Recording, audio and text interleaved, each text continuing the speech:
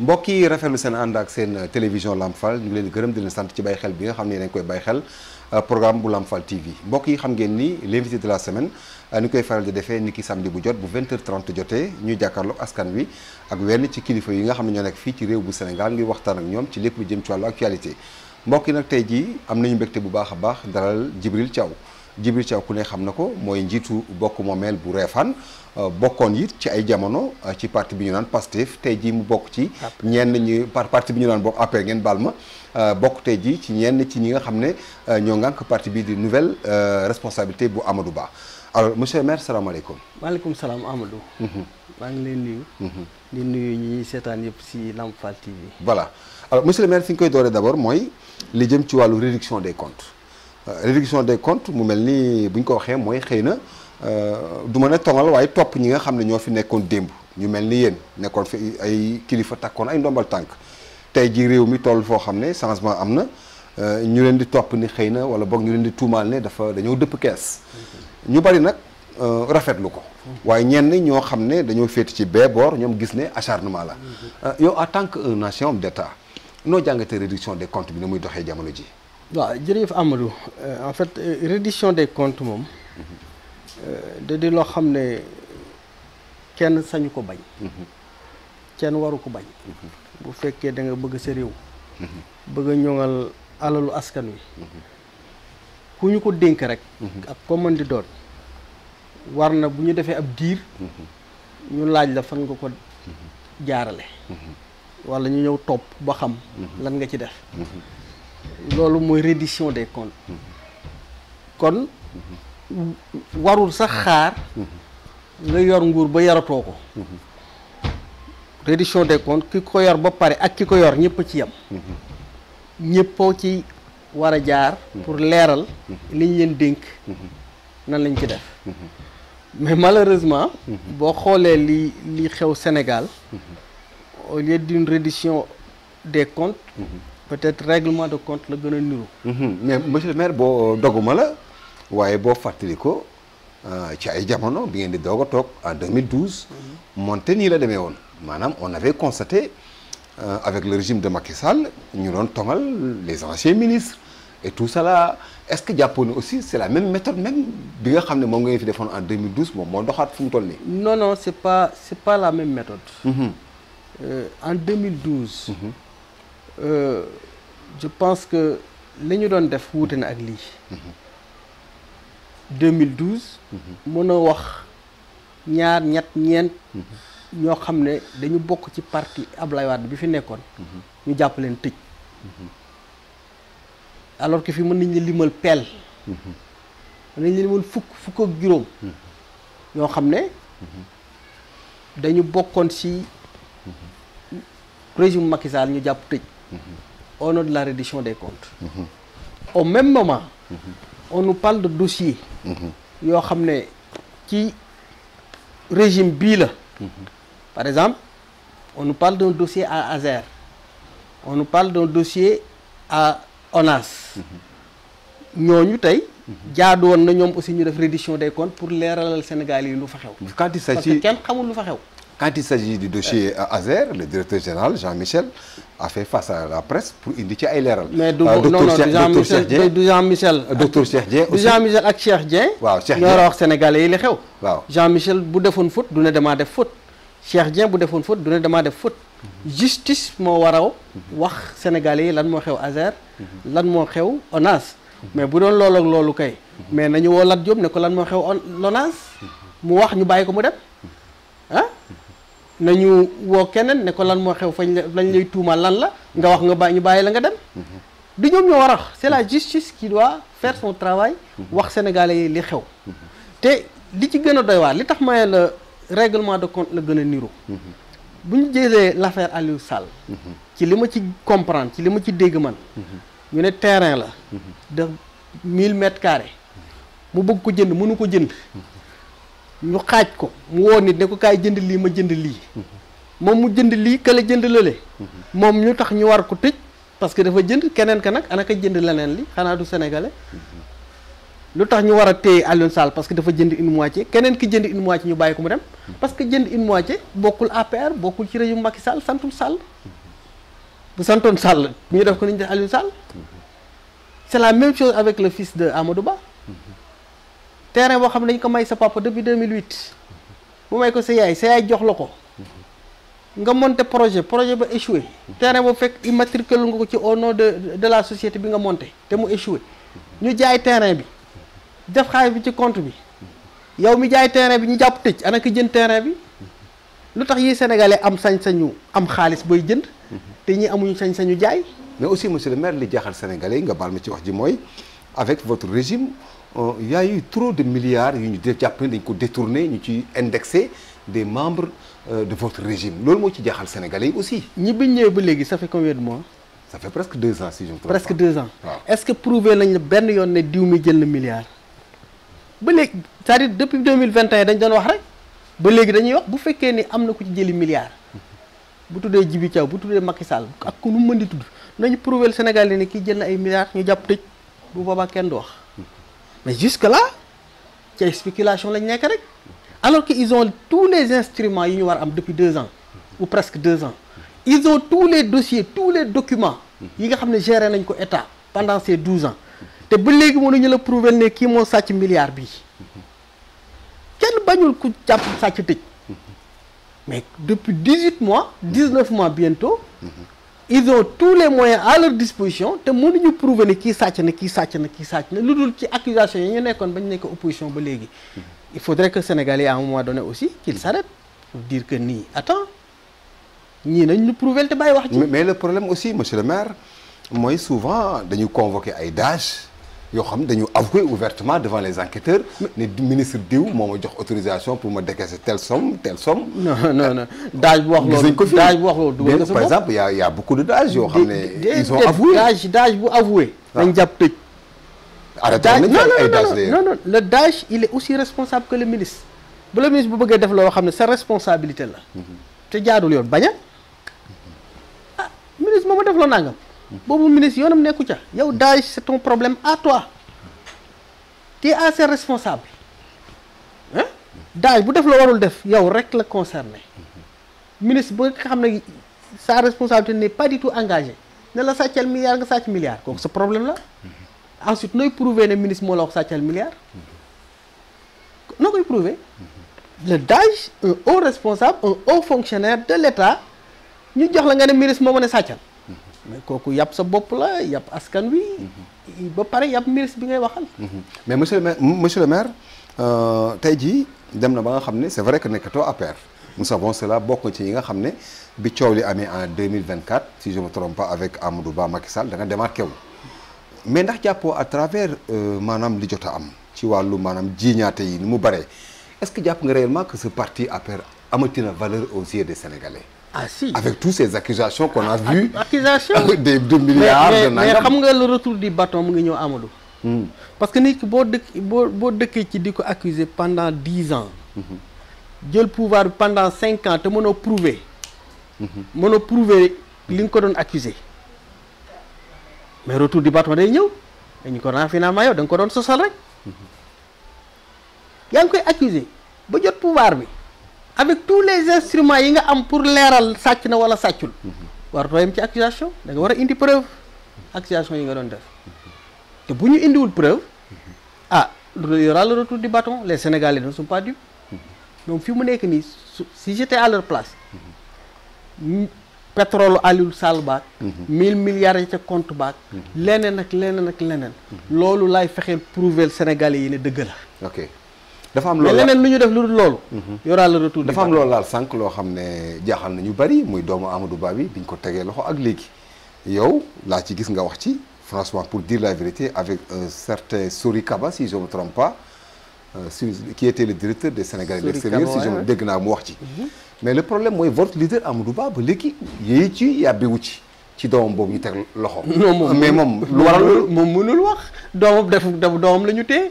mais ñun ñu nekk nouvelle responsabilité comme tu as dit Sori Kaba non mais lu may wax qu'est-ce qu'il va dire mais ñun au niveau de la nouvelle responsabilité tu as dit Sori Kaba qui est membre du comité d'initiative de la nouvelle responsabilité même le comité d'initiative de la nouvelle responsabilité a sorti un communiqué pour vraiment soutenir Amadou Ba ci épreuve bi muy traversé mais soutenir aussi tous les détenus politiques. Donc c'est tout à fait normal mais Amadou Ba je ne vois pas que nan lay génne di wax xanaa du wax génne leen sama doom non Amadou Ba daf ko jege ba mu ëpp. Donc ñun mën nañu wax ñoo ngi wax. Et tous les Sénégalais savent que c'est très injuste. C'est injuste jaay terrain boo xam ne sa papa lañ ko mayoon depuis 2008 depuis 2008 la ko Abdoulaye Wade may.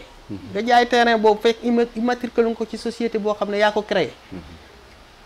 société bi demul nga jaay ko ñu dugal la xaayu ci compte bi. ñu jàpp la tëj ndax loolu. c'est-à-dire quelquefois aussi. c'est injuste su mel noonu. moo baaxul ci réew. te je ne sais pas ñii lan lañ ciy gagné. boo jëlee le cas de Farba Ngom. ah monsieur le ministre monsieur le maire nag boobu nag moom. jëlal kaaw Farba Ngom. boo ci duggee da ngay xaw doy waar de. du doy waar xamul tax parce que aussi monsieur le maire. xaaral ma laaj ma wax la. un Farba Ngom sa richesse pose problème au Sénégalais. mais qui vous a dit qu'il est riche. ah Sénégalais. non di nga wax rek. il nga une fois prouvé que Farba Ngom am na milliards yi. ok ba léegi dañuy wax rek. ensuite nee nañ dafa jël xaalisu Sénégal.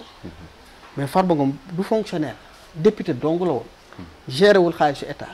xaalisu état trésor lay jóge ci ku muy mën di dem ci yow trésor lay jógee dem ci yow. mais bu demee ci koo xam ne bokkul ci état ñu jàpp tëj ana ki ko jox. waaye caution yi mu joxoon monsieur. non mais non dama ne. ki jox Farba Ngom xaalisu état kan la. ana ki ko jox moom ñu ne moo ko jël ñu jàpp tëj ki ko jox nekk biir état nekk ci un fonctionnaire de l' état di taxawaalu di dox di dem. te moom la ñu dénk suñu alal. ki ñu dénk suñu alal mu joxe ko moom mu ngi taxawaalu ñu waaye yow mu ñu ko joxe wala ñuy tëj. c'est vrai. y a trop d' injustice. c'est vrai te loolu baaxul c'est-à-dire nii li ma leen di wax c'est ce que je disais rek à Macky Sall. au temps où on disait 3e mandat. dama doon wax naa Macky Sall bu xelam demee ci 3e mandat. ça veut dire qu'il n'a rien appris.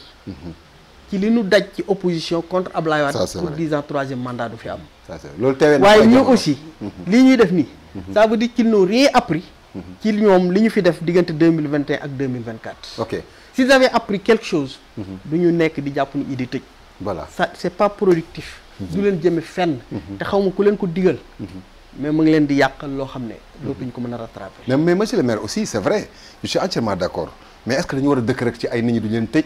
homme d'état yi toog di sàcc alalu askan wi tamit di ko dugal fu leen neex. mais mooy li ma wax léegi Amadou est-ce que aussi non Amadou est-ce qu'il doit pas y avoir quand même des sanctions monsieur le maire loolu de waaw ku ñu prouvé ne sàcc na nañ ko tëj. waaw loolu kay laa la wax. ok ku ñu am preuve ne dafa sàcc. nañu tëj ba damm caabi ji. li bon kay mooy di tuumaal nit ki di ko tëj te amoo benn preuve. ok je comprends. Mansour Faye ana luñ ko fi waxul. alors que dans la réalité des faits. moom li mu jënde tonnu ceeb à l'époque c'était même moins cher que le plus courant ci marché bi à l'époque ñu ne ko da nga surfacturé te li nga jënd gën a moins cher li am ci marché bi ñu ne da nga surfacturé xanaa kay pour sous-facturé amee moom la ñu waroon wax c'est vrai ñu jàpp pendant des mois tëj un maire ñu isolé ko de ses administrés am jabar am doom amay mbokk amay xarit ñu tuumaal la pendant tout ce temps là jàpp tëj pendant des mois amuñu dara lu ñu lay teg nga bàyyi nga dem ok Amadou kaso duy caaxaan c'est vrai ça c'est vraiment ñii juste après les élections quand ils ont été portés au pouvoir par 54% je me suis dit xëy na ñun ñu leen wotewulu dunoo juum xëy na ñee ñoo am dëgg nañ leen bàyyi ñañ leen may ñu liggéey ok et mel ni opposition aussi à l'époque dañu àndante kenn ku ne toog noppi di leen seetaan mais ñoom dafa mel ni bu ñu xuloowut du ñu am jàmm ñoom le peu que opposition bi nekk di bouger nii sax ñoom ñoo ruux opposition pour ñu jóg quelquefois doo comprendre yow tu viens de gagner avec 54% l'une des plus belles légitimités en Afrique et même dans le monde opposition bi waroon nekk di ruube toog di noppi nga am boobu audience boobu légitimité populaire nga war ko exploiter tekk bi opposition def tekk mobiliser Sénégalais autour de ton projet nga liggéey dem à l'essentiel nga nekk ci ay détails voilà c'est ça ok mbokk yi ñu fàttali leen ni sunu gan di monsieur le maire Djibril Thiaw di maire bu commune bu Réfane bokk it ci ñi nga xam ne ñoo ŋànk les nouvelles responsabilités alors ñu ñëw foofu monsieur le maire yàlla dogal na tey jii nouvelle responsabilité ci nga bokk nga nekkoon un ancien de l'APR dem fekki l'ancien premier ministre Amadou Ba mais il se trouve que finalement yéen ñi ko séq maanaam dureté bi ngeen di am wala bokk hardcore bi ñuy wax bi ngeen di am envers ce régime votre leader Amadou Ba du ko am par exemple yow ni ngay waxee nii actuellement ak nguur gi fi nekk Amadou Ba quand on le voit souvent day caresser day wax de façon diplomatique day raay mais par contre yéen ñi nga xam ne yéenay ses lieutenants souvent vous êtes dur envers ce régime comment expliquer cela? Non, pourtant nous-mêmes nous ne sommes pas durs hein. Bien sûr. Non, Amadou non plus. Li ñuy wax caresser, il ne caresse pas. C'est-à-dire ñun notre manière de faire la politique.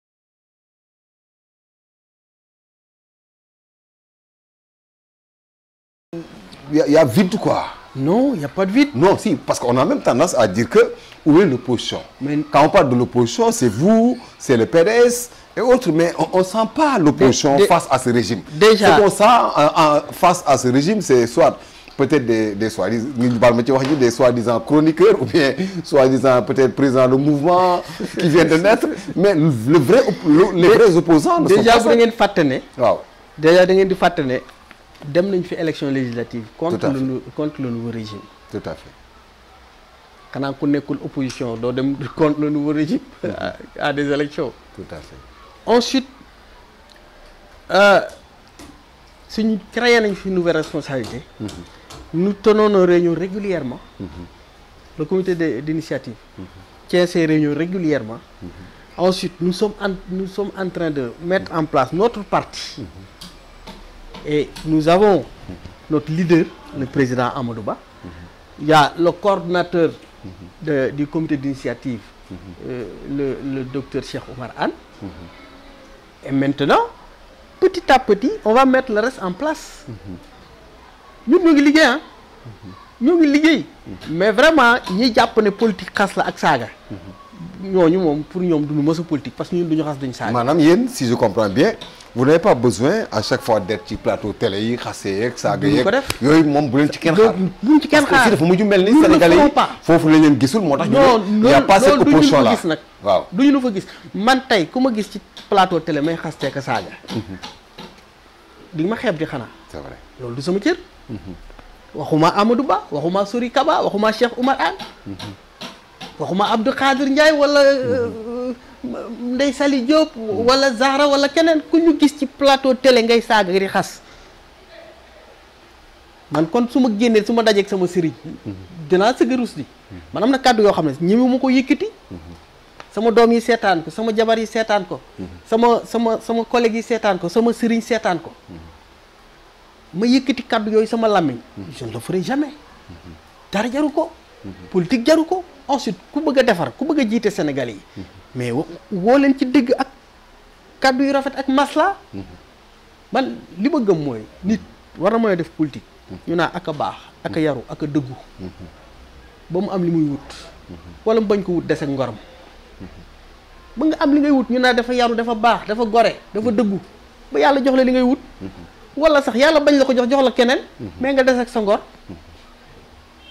ak lu ñu ma dox dañ amaana di ku yaru la wax dëgg yàlla ku baax la wax dëgg yàlla ku dëggu la loolu rek moo loolu dàq pouvoir mais boo jëlee pouvoir ci sos ci manipulation mais monsieur le maire dama dégg sànq ba léegi nga koy gën a rythmer sos manipulation la gars yi jëlee pouvoir bi mais absolument est-ce que aussi jàppoo ni que contexte bi la woon parce que avec votre régime da ngeen taroon trop maanaam ci ay mesures jëm ci Sonko jëm ci Pastef est-ce que c'était pas un plan de riposte contre une machine quand même qui voulait détruire Pastef non attends foofu aussi nañu def la part des choses waaw xam nga quelquefois on dit que Ousmane Sonko li ñu ko tegoon dafa diis dafa ceci dafa cela je le respecte et je l'estime beaucoup il est très endurant fi ma àndewul ak moom mooy fi mu naa xale yi gat sa waaw gat sa gisoo gars yi ne gat sa bi li ko jur mooy xaaral waaw xam nga am na ñu toj seeni station d'essence waaw c'est vrai am nañu ci dee am nañu ci toj seeni boutique am nañu ci taal seeni Auchan mais ñooñu tooñuñu Ousmane Sonko tooñuñu Pastef gisoo Garmi buñ ko tooñee ki ko tooñ lay attaqué bu mënul ko tooñ dara moom day xaru mais du jël les plus faibles muy dal si ñoom Garmi du def loolu Garmi dëgg nga tooñ ko yow mi ko tooñ yow lay jàmmaar lool bu amul ci yow pexe mu xaru mais du fekk plus faible que lui mu koy attaqué Auchan c'était plus faible ñi moom station yi ay jeunes yoo xam ne ils se sont battus pendant 20 ans 15 ans commencé di tabax dara dem Dubaï ñëw dugal say téléphone portable sa magasin di jaay ñu ñëw toj ko taal ko sàcc ko loo def Pastef loo def Ousmane Sonko la leen Macky Sall def lu ci sa yoon bu fekkee Macky Sall am na lu ma leen def yow lu ci sa yoon ba nga war a payer les pots cassés man ñooñu toujours dama leen di xalaat dama leen di ñeewantal loolu tax pouvoir ñoom Ousmane Sonko bi mu jëlee pouvoir bi la première chose que j'ai dit mooy ñun xëy na dañoo jum ñoom ñoo am dëgg waaye ñett yi yore na ko Sénégal yi donc li waroon na fekk ñu def muy ñett yore na ko Sénégal yi c'est une dette benn bi mooy abroger la loi d'amnistie totalement ñu supprimer les fonds politiques mu ngi am ba léegi c'est vrai que diggatoon nañ ko fi ay jamono ñoom. c'est ça waaye nguur a neex nag monsieur le maire nguur daan ak li ñu wax yëpp ci fonds politique fonds politique c'est vrai. ak li ñu wax yëpp ci fonds politique waruñu ne def 3 mois ci réew mi te dindiwuñ fonds politique ak li ñu wax yëpp ci loi d'amnistie bi bëggunu noo bëggoon yéen da ngeen ne pour ñun la bëggunu waruñu ne def 3 mois wala boog bu ñu nee assemblée boobu favorable lu woon bu ñu amee assemblée nationale bi bu bees bi waruñu woon toog 3 mois te abrogé wuñu totalement la loi d'amnistie troisième bi nga xam ne yoral nañ ko Sénégal yi mooy la criminalisation de l'homosexualité. Ça c'est vrai. ñett yii balaa Pastef doon def 1 an ci pouvoir bi waroon nañ ko jox Sénégalais yi bor la seen digg ak ñoom. c'est vrai. te man ñett yi bu ñu ko defoon. dama leen di jox chèque en blanc leneen lu ñu defatul. dama naa yéene nañu. xëy na jamono tërër yi jamono métti. parce que jamono bi dafa métti aussi dans tous les pays du monde. ça c'est vrai. économie dafa métti. mais ñett yi bu ñu ko defoon. dina wane ne ñoom am nañu bëgg-bëgg ak pas-pas. def li ñu diggee ak Sénégalais yi. c'est vrai. mais comme defuñu ko nag. man mënatuñu ma wax. loo xam ne dama ciy téye. voilà c'est ça. te parce que ñett yi dafa jafewul. mën nañu ko ils peuvent. c'est vrai. suba bu leen neexoon ñu woo seen assemblée nationale criminaliser homosexualité. suba bu leen neexoon ñu woo seen assemblée nationale dindi la loi sur l'amnistie. suba bu neexoon Diomaye mu jël décret ne plus de fonds secrets. plus de fonds politiques. c'est des choses qu'ils peuvent faire avant fin octobre bii ñu ne nii. ça c'est vrai. et ils le font pas. c'est vrai. manque de volonté. manque de volonté alors monsieur le maire sans transition ñu dem ci pàcc bu mujj bi wax naa ko léegi mbokki téléspectateurs yi vous êtes actuellement le maire de la commune de Réfane. yàlla dogal at yi passé yëpp nga nekkoon maire nekkoon it kenn ci ñi nga xam ne ñu ngi bokkoon ci parti au pouvoir te yàlla def parti bi fi nekkoon di mouvance présidentielle bi fi nekkoon di Benno Bokk Yaakaar ñàkk nguur gi waaye teewul ba léegi yaa ngi maintenir sa mairie. alors monsieur le maire est-ce que actuellement vous êtes à l'aise pour gérer votre mairie sans pour autant être dans un parti au pouvoir? mais très à l'aise Ousmane Sonko mu ngi doon gérer. mu ngi doon gérer Ziguinchor te bokk parce que bokkuloon pouvoir ah. xam naa ne ba ñu ko jox Ziguinchor. li ma xam ci mairie xamu ko ci mairie. waaw wax dëgg yàlla maa ko ci tane. waaw c'est vrai. ñoom ñeneen ñi may bañ a ana le maire de Dakar la que ñu foqati ba teg ko fa. ba ñu dàqee Barthélémy Dias Abbas waaw moom Barthélémy bi muy nekk maire de Dakar. ba bokkuloon pouvoir bi. waaw c'est vrai. c'est vrai bari nañu ñoom le maire de Kër Massar de Guédiawaye tous ces gens là bi ñu jël seen mairie ils étaient dans l'opposition. c'est vrai. te xam naa le peu bi ma amoon ci expérience ci état ak ci mairie ñoom amuñu ko. donc on est tout à fait à l'aise. quand je dis je vais m'expliquer quand je dis est-ce que vous êtes à l'aise mooy est-ce que toogaay wi jekk na. oui naam bokkoo ci nguur gi tey jii xam nga ku ne xam na ni mairie démembrement de l'État la. mairie démembrement de l'État la yow tey jii ba léegi mën nañ jàpp ni yaa ngi ci démembrement état yi. est-ce que toogaay bi jekk na malgré bokkoo ci nguur gi. non tey la gën a jekk xam nga ñun ay républicain lañ. waaw ñun dañu xam état jox cër état. bi pouvoir bi président Macky Sall demee. son premier conseil municipal. li ma wax le conseil municipal mooy bi ñuy génnee seen projet bi seen document bi. Sénégal vision 2050 bi. li ma leen wax mooy désormais. nous tout ce que nous ferons ce sera dans le cadre de la vision Sénégal 2050. ok. parce que président de la République moom mooy définir vision bi voilà. état et tous ses démembrements maintenant. dañuy dugg ci biir. c'est vrai. on s'y intègre sans problème. et en fin de compte yow Amadou. dans nos pays pauvres là. ay slogan fi nekk rek. mais vision 2050 ak Sénégal émergent. émergent nekkoon na fi de. non en réalité c'est les mêmes problèmes qu'ils vont régler. c'est vrai. que ça soit la vision 2050 ou le Sénégal plan Sénégal émergent. xam nga la mooy problème nañu defar tëli ndegante ndàngal maag lambay. nañu defar forage fële c'est exactement les mêmes problèmes. Et c'est des problèmes élémentaires qu'il faut régler. Quel que soit cadre bi nga koy tuddee. c'est vrai. les actions seront exactement les mêmes. tuddee vision Sénégal 2050 du tax priorité yi changer. c'est vrai. ka amutoon courant ci dëkkam courant lay xaar. peu importe vision bi ni ñu ko tuddee. peu importe Macky Sall la fi nekk wala Diomaye Faye fi nekk. ka amutoon ndox lay xaar. te Sénégal yi foofu lañ toll. ay vision 2050 Sénégal émergent yi. pour moi vraiment. c'est les slogans rek quoi. c'est des slogans. Voilà, qui seront tous déclinés à des actions yoo xam ne c'est les mêmes. mais exactement aujourd'hui monsieur le maire en tant que maire de Réfane il y a pas de blocage il y a pas de problème vous gérez ça sans problème. peut-être le problème mooy c'est pour comme dans toutes les communes hein. Ouais. les fonds que l'État doit transférer vers les communes. dañuy tardé. c'est vrai. jusqu'au moment où je vous parle.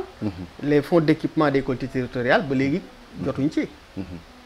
maa ngi gis kii bi ñuy répartir la selle.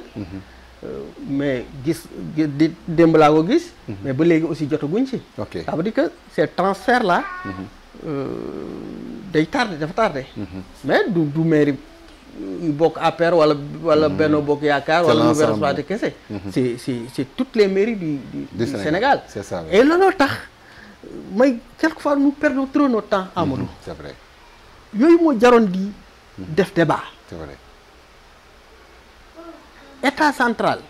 digganteem ak les collectivités territoriales. est-ce que ministre des finances moo war a toog ba heure bu ko neex. mu soog a jox collectivités territoriales seen xaalis. ça c'est vrai. c'est un débat qu'il faut poser. c'est vrai. et man je pense que on doit même aller vers une loi. votée à l'Assemblée nationale qui dit que. yow ministre des finances mënatoo toog ba heure bu la neex. au plus tard le 30 mars. collectivités territoriales jox leen seen xaalis moomoo ko. ça c'est vrai. moomoo ko. c'est une loi qui doit définir les montants. Ça c'est vrai. Que ça soit fonds de dotation yi fonds de concours yi. débat yi la ñu war a poser. C'est vrai. débat yi la ñu war a poser. Ok. Sur l'agriculture. Quel est le rôle des collectivités territoriales dans l'agriculture semence yi. Ok. man au niveau de Réfane semence par exemple bu ñuy séddalee semence. damay jékki-jékki rek ñu ne Réfane am na tant de tonnes d'engrais d'arachide d'engrais de ceci de cela. duñ ma laaj. ok. alors que bu ñu ma doon laaj dinaa leen ne mais ñun waa Réfane bàyyi ñu sorgho bu leen ñu indi semence de sorgho. c'est vrai. bàyyi ñu sorgho. alors que yenn saa yi dañ la fay indi des dizaines de tonnes de sorgho yoo xam ne bu mën na sax bu ñu ko doon ji mën na sax ji la région de Diourbel. toute la région de Diourbel bu ñu ko emballé woon. waaw li ñuy jox ci sorgho ñun. waaw ne semence sorgho. mën na ko ji. d'ailleurs ça va me permettre d'ailleurs mu ñëw ci benn question monsieur le maire relation entre Djibi Thiaw ak les populations de Réfane comment ça se passe actuellement. nit ak doomam. nit ak doomam mais mënumaa jubóog ñëpp. c'est vrai c'est vrai. man li ma leen di wax rek man Réfane moom du ma politique. diggante Djibi Thiaw ak Réfane moom. nit ak doom rek lay doon. c'est vrai. mais politicienne yi xaste yi saaga yi manipulation yi. c'est vrai que bari na fa nag. mais man du ma ci dugg. mën na maa seetaan bu may saaga ren ba déwén du ma ko faale. man du ma dugg ci yooyu. c'est ça oui. du ma dugg ci yooyu. c'est ça en tout cas monsieur le maire amoon nañu mbégte dalal la sa kàddu gu mujj jëm ci sénégalais yi. waaw sama kàddu gu mujj jëm ci sénégalais yi mooy que l'heure est grave. où ñëpp laay waxal pouvoir comme opposition ak opposition. pouvoir. ñoom ñoo yor caq bi. ñoo yor responsabilité bi. ëllëg ñoom la ñuy laaj. nañu tempérer. nañu tempérer. jël le taureau par les cornes. Parce que la situation économique du pays est extrêmement difficile. C'est vrai. Extrêmement difficile. Ça c'est vrai. te bu ñu deful ndànk dana gën a difficile. d'ailleurs loolu man peut-être waroon nañ ci wax. waaw c'est vrai. mooy le ministre de l'intérieur. ak occupation anarchique. waaw. c'est vrai. nañu assainir nos villes. mais nañu xam ne aussi. l'occupation anarchique. surtout à Dakar. C'est une face. d'une médaille boo xam ne beneen face bi. mooy la pauvreté et des centaines de familles qu'il faut nourrir. Ça c'est vrai. occupation anarchique bi nekk Sandaga. marchand ambulant yooyu noonu. beneen face bi mooy. ñañu bàyyi kaw ga di leen dundal. C'est vrai. bu ñu ko sous-estimer bu ñu ko sàgganee. te état war na mën a am solution pour marchand ambulant yooyu soog leen yëkkati. xam nga lu tax ma wax ko. état ba mu bëggee tabax autoroute. mu jóge Dakar dem ba Diamniadio. dafa fekk ay nit mu toj seen kër. waaw c'est vrai. ana ñëw mu toj seen kër. ndàmp amul ku ci mer. parce que da leen a dàmp bañ kontaan. da ko war a jaral. mu cibler une dizaine de zones yoo xam ne fu ne 2 wala 3 hectares. amul kër gu jaayut Dakar kër yëpp ay jaay. kër gu jar 200 millions. boo xam ne c'est la valeur réelle c'est 200 millions. booy fay borom 300 millions donte jaayut mu jaay la ko dem yoon. C'est vrai. état na déguerpir na indemniser ay nit tabax 10 centres commerciaux yoo xam ne fii à Dakar. benn bu ci ne bu jëlee 3000 marchands ambulants ça lui fera 30 000 marchands ambulants. il n'a qu'à mettre le coût qu'il faut mettre. c'est vrai. mën na ko def Colobane. def benn Médina def benn Kër Massar def benn Grand Yoff benn Grand Dakar benn Rufisque ainsi de suite ainsi de suite. bu ci nekk avec 3000 4000 marchands ambulants. c'est vrai. ça lui fera 40 000 jeunes yu mu recaser. c'est vrai. kër gu jaayut fu jaayut amul Dakar. fépp ay jaay. kër guy jaay 300 millions boo joxee borom 500 millions. ne ko damaa soxla fii. mu jox la ko dem yoonam. c'est vrai. kon nañu régler problème boobu. C'est vrai. l'État a les moyens de le régler. c'est vrai. et c'est très simple c'est très simple. jërëjëf. fi ñu bëgg a def centre commercial rek nañu dem dédommager ña fa dëkk. ñooñu dem seen yoon ñu raser ko defar fa centre commercial yu mucc ayib comme ce qui se fait en Europe. dugal fa marchand ambulant yi. bu ñu ko deful. bu ñu déguerpir Sandaga déguerpir Lamoni Cheikh Anta Diop ak les grandes artères de Dakar. na leen wóor ne y a la famine au village. ça c'est vrai. merci monsieur le maire. opposition. bu ñu yaakaar ne l'échec de ce pouvoir là daf ñuy épargner ñun dañuy nax suñu bopp. c'est vrai. si ce pouvoir échoue.